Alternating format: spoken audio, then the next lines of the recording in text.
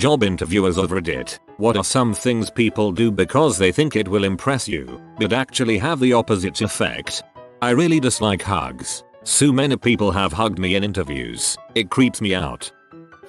Had a student applying for an entry-level IT internship. His resume said he was fluent in Cantonese and Mandarin. Just for fun, I decided to check. I'm a randomly fluent white guy. He did not, in fact, speak any Mandarin at all. Still hired him, and turned out to be one of my best interns ever. But it did raise a red flag that was entirely avoidable.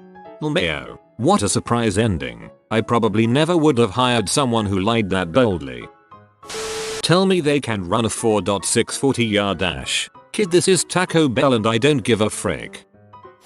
Only happened once, but when I asked a guy about going above and beyond to make a customer happy, he told me a story about him breaking the rules at a construction site to let two teenagers write their names in the concrete. One of my friends, who was previously the store's assets protection executive, asked the same question, and the idiot said he gave the customer back extra change at the register. We were hiring for a teacher position and I was one of 5 in the panel. Our school color is red. This guy, 22 years old, straight out of college, came in the color red, literally in red. Red hair, red eyebrows, complete red suit and tie, red shoes with a red resume. It was difficult not to laugh. I wasn't the interviewer, just the one who processed the applications and called them to confirm the interviews. I had someone tell me I don't know anything because my dad never made me work right after I invited her for an interview. She was bragging. That seems pretty random. Throwing around technical jargon that is meant to go over the head of the interviewer and impress them, I guess. It's only happened one time, but it was very memorable because my background is engineering, not sales, and I don't believe the candidate bothered to look up my ally profile. So I was very aware that he was misusing terms and confusing technologies in an attempt to show how smart he was. He wasn't. The other interviewer was impressed with how much he knew until I explained it was all a bunch of well-worded, but wrong bulls, and if he did that in front of a client he'd have zero credibility. Advice: stay in your lane and talk to the job you're applying for.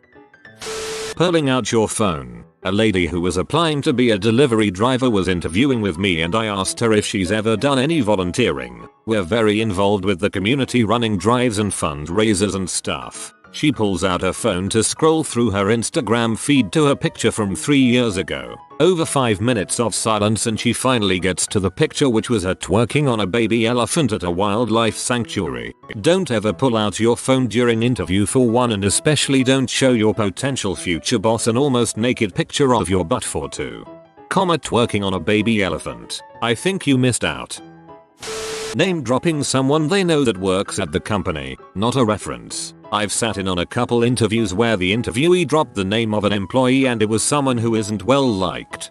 I was part of an interview process where the candidate name dropped someone at the company who happened to be in the room. That did not go well for them. Dumb business buzzwords. Hear them all the time and they just make you look like you were churned out of a factory. Be genuine. When they know everything being asked, so many have been caught out when asked follow-up questions to explain. It just turns me off immediately when they're caught in a lie. Tip: if you don't know something being asked or don't have the experience, just be genuine about it. I personally don't expect anyone to ace the interview. In an interview I had years ago, I was asked a question that I didn't know. I started to make up some bulls but then just told them that I wasn't familiar with that. Towards the end of the interview, when they asked if I had any questions, I asked them the same exact question that I didn't know. I got the job. During an interview for a permanent, full-time position, I asked a candidate the relatively standard "where do you see yourself in X years" question. Her response, in a very bragging tone, was, "Well, my husband is doing very well for himself and is planning to take early retirement in 5 months. So when he retires we'll both be retiring and moving to the south of France. Yeah, I'm not going to employ someone for a permanent role that requires a month of training, who's going to hang around for 5 months maximum. So I guess don't do that." Bragging, interrupting, going off on tangents to tell stories. Just answer the questions clearly and competently and you'll do well. Using the phrase "at my level." complimenting me, interrupting before I'm finished with the question, telling me personal stories, information completely unrelated. I made fun of the fact that the interviewer was from NJ. What exit did you live off? Wanted to impress her with a good old insult from back home. Didn't work. Oh man, I'm a recruiter, so that's literally all I do all day. I had a man brag to me about going above and beyond by doing extra at work because women don't think they should have to do things themselves. I'm a woman. I had a woman tell me she's such a hard worker, unlike this new, lazy generation. I'm a millennial. I had an Asian woman at an old job talk to my boss that was in the interview with us and was trying to make it seem like she works so well with all different people, and tried to show this by asking my black boss what his favorite flavor of Kool-Aid is and where he gets his soul food. It used to crack me up how many middle-aged, or older, people sat across the desk from me asking for a job while simultaneously talking about how lazy our generation is. You just know they go home talking about age discrimination when we don't hire them. Advice to interviewers moaning about people coming too early. Don't change the time of the interview. Let them wait. It doesn't have to disturb your schedule at all, and it could be that they had a transport choice of being too early or not being sure if they would be on time. Remember, they don't really know the commute yet. Also, they just might want to get a feel for the place while they calm their nerves and prepare.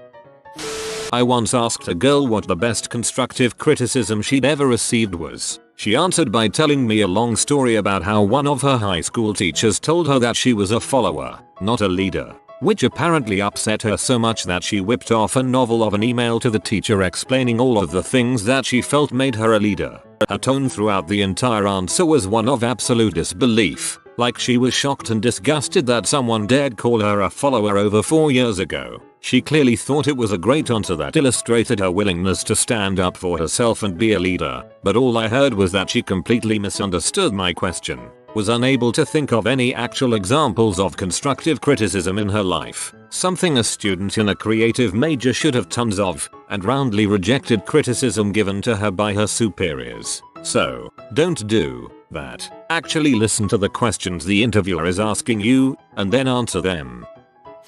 I'm friends with the person who interviews for jobs at our technology company, and the conversation goes as follows. Him. So on a scale to 1-10, how good would you say your knowledge level about phones are? Interviewee. 10. Him. Okay, great. So tell me what you know about Apple products. Double quote. Interviewee. I'm not sure. I've never worked with an Apple phone before. Double quote. Him. Okay, what kind of phone do you use? Interviewee. I don't even know. It's some type of Android. Double quote. Denied for the job. Ignore the woman who is also interviewing you, and answer her questions while looking at me, and direct all your questions at me. Interviewers often have BS culture fit conversations, but I've found just giving people common opportunities to be in, but, like including a diverse set of interviewers, is plenty to find out who you really don't want to work with. Rambling. Dear God, the rambling. They'll just go on and on and on with an unrelated answer to your question. Sometimes it's okay just not to have an answer. Also the button-up suit coat. It's weird, guys. It's weird. Bashing their previous current company. I don't know why some people do it, but it's very unbecoming. When asked the question of why did you leave your previous position, don't say because you hated your boss or that it was a terrible place to work, or go on a long drawn out rant that ended with HR firing you. I've luckily only been in this position twice. Both times I was honest about the problems, but phrased it there were lots of things about the job I really enjoyed, such as X, Y, Z, but in the end the issue of N became too big and we weren't able to resolve it.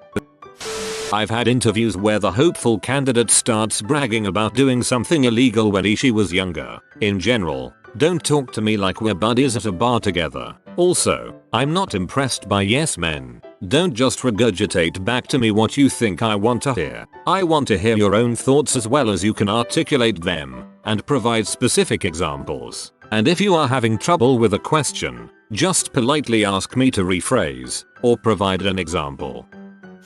Not asking questions. I'm not sure if people do it because they are worried they will look dumb or if they are trying to project confidence, but I have never hired someone that didn't themselves ask a lot of good questions during their interview.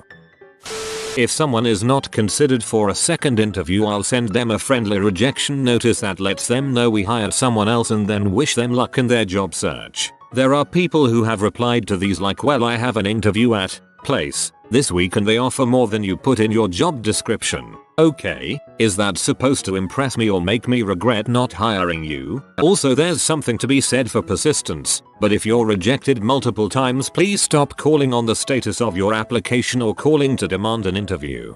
Which is sadly why when I do get rejected, I either A, never get officially notified of it, or B, people sound like they're terrified to tell me, and it's probably because of the crazies out there. I ain't mad HR. I just want to know so I can move on, or learn from the experience what you guys didn't like. I had a guy do a 30-minute Skype video interview without a shirt on. I guess he thought he had an excellent body, but since it was for a software developer position it didn't matter. He didn't get the job. Your loss, man. You just missed out on a chance to hire a developer with really great abs. I know someone who had to audition actors. One of them showed up with his brother, who was a minor celebrity. Said semi-famous brother popped his head into the audition room to say hello. Yep, didn't win the guy part. No one gives a crap your brother was semi-famous. I work in network security. If you interview with me, don't admit to multiple felonies during the interview. I am sure you hacked AOL in 1994 to get all the leftover minutes in your state and were able to hack our Wi-Fi from the parking lot. We don't have Wi-Fi, and he had used the default password to someone in the apartment complex behind us. People like to BS answers to questions. I guess they think it makes us think they know their stuff. The reality is that here in IT, if you go through a whole interview and don't say I don't know, but this is how I'd find out, you're probably not getting hired. We can tell when you're BSing a technical question. Implying that working in IT isn't all about googling how stuff works. I've interviewed people before that apparently got too comfortable with me while we were talking, because they started swearing and telling inappropriate stories like it would make them more relatable. Until you actually know your boss better, aka not before the interview is over. Don't drop the professional act, especially if you're faking it. My co-manager and I interviewed a man for a supervisor position who was obviously qualified for the position, and he knew it. Every question we asked him, he would give an unexpected answer, then explain his answer and connect it back to the question in a roundabout way. Every answer he gave took at least 5 minutes of explaining, because he was trying to be clever. Luckily it was a phone interview, so the entire time my co-manager and I were looking at each other like, what the frick is this guy talking about? He would have been a shoo-in for the job if he would have just answered questions normally. It's been several years ago, so I can't remember any of the specific questions or answers, but they were over the top ridiculous, and he was 100% serious about them. I'm terrible at interviews. I filled out my first application at 17. The boss came out to talk with me. Small town. Everyone knows everyone. Asked if I realized I had spelled my name wrong. It seems like a lot of interviewers ask questions that might be more suited to be asked by a sociologist or a psychologist. I'm not sure they are even interpreting the answers correctly. Might be best to ask straightforward job-related questions, as opposed to if you were a tree questions. I ask my interviewees to talk about a time they had a conflict with a co-worker, and to tell me how they navigated that situation. I've had more than one person respond that the conflict they had was being more qualified than their supervisor, and then proceed to tell me how hard it was to work for someone who doesn't know as much as they do. I know that happens sometimes, but it's not a great way to answer that question. My biggest pet peeve is what I call the weasel. I hire mostly engineers, technicians, etc. If I ask what candidates did during a previous position and they talk about how we did X, I ask follow-ups to determine what pieces they actually did and what they contributed. If I can't get to that answer, it's a no-go. Stop trying to take credit for the entire world and tell me what you can actually do. Telling me about how they called into a conference call at work when they were in the IQ, or some other crazy situation, to show their dedication. I want humans, not robots. and I don't want competition within my team to see who can sacrifice more of their personal life, health, family, relationship, whatever, trying to impress a corporation that will lay them off the second they need to pump earnings. When I was first out of college and looking for a job, an older person told me I ought to print out a stack of resumes and walk into every company in my town that is related to my industry and introduce myself. After working for several years now, I see that's a pretty terrible idea. We are busy during the day. We aren't even hiring most of the time anyway. If you want to do something like that, please send us an email. You give me a paper resume, I can guarantee it's going in the trash as soon as I get back to my office. If you try to make it cute or something crazy like 7 pages, we will actually pass it around the office, but probably not in the way you intended for us to. I've been a recruiter for about 8 years. I don't have a great answer for this question because I really try to take my interviews in stride at this point. I sometimes find myself judging petty things, and I've been trying to check that. Whether nerves, awkwardness, or bad advice, which is plentiful. People do say crazy things in interviews, but so do hiring managers and, admittedly, recruiters. Something that worked for someone one time with one audience isn't necessarily going to work with another. I think we all just need to respect the individual in the interview and value the fact that they have a different worldview. Sorry if that's not the intended response. Just my take after thousands of interviews. You probably haven't experienced this because you're HR, but insert answer. Alternate version include you've never had to. You probably don't know what I'm talking about, and my personal favorite, you're just HR, so let me overly explain like you're 3 years old. Bruh, we met 3 minutes ago and you already know my life story? I bet you also know how this interview is going to end too. You have been visited by the romantic doggo. Comment love is magic so you never fall in the friend zone. If you are new to the channel, you can subscribe. I publish new videos every day. Until then, check another video, or don't. Either way, have a great day you magnificent people.